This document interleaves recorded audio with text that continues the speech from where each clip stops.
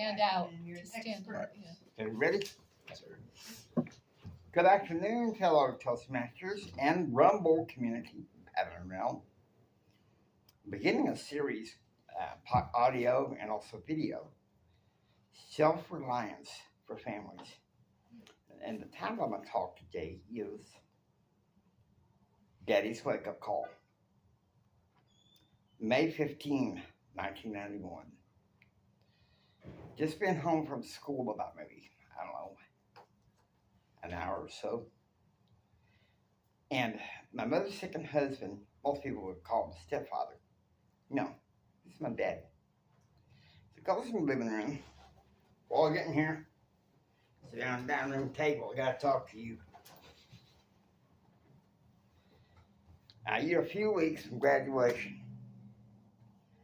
I'm going to tell you right now, sooner or later, you're going to have to be on your own. You're going to have to learn to fend for yourself and mind for yourself. And don't be coming to me and mama every time you need a bailout. You understand that, boy? Because like I've been teaching you, you kids, there ain't no free lunch. You understand me? I fought in the war. I worked in the oil field for about 18 years now. Life's too short to be messing around with. You're going to have to be your own man. Wake up to that reality, James. I'm not playing around. When we left to go into the living room to watch TV, I cried. I didn't realize it, but he'd been waiting. I was 21 years old. He'd been waiting 3 years to give me that talk. And then, less than a couple of years later, I started seeing, you know what? Maybe he's right.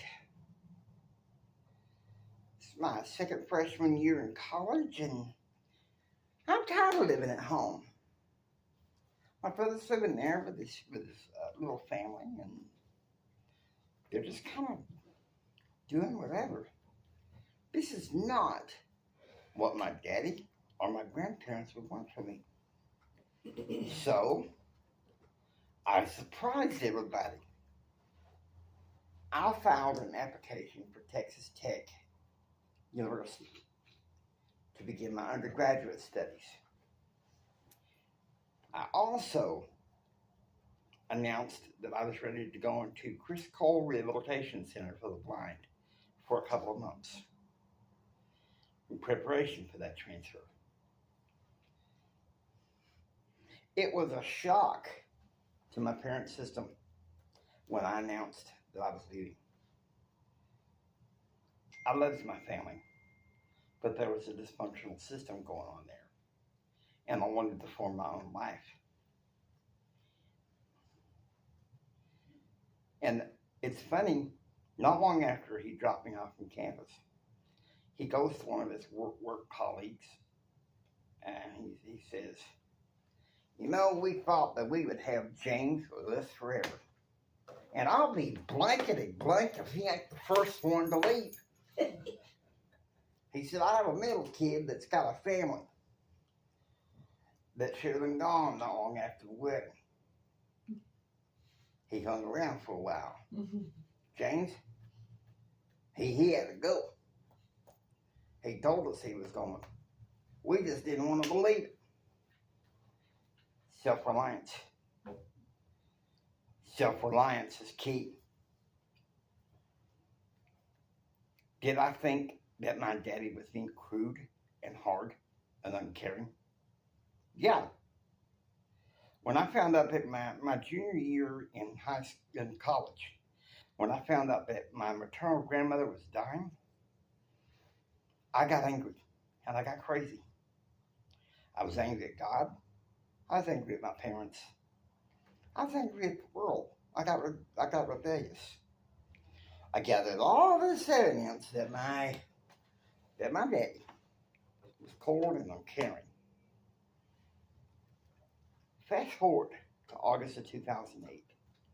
I just gotten out of the hospital, and Mama requested my presence home.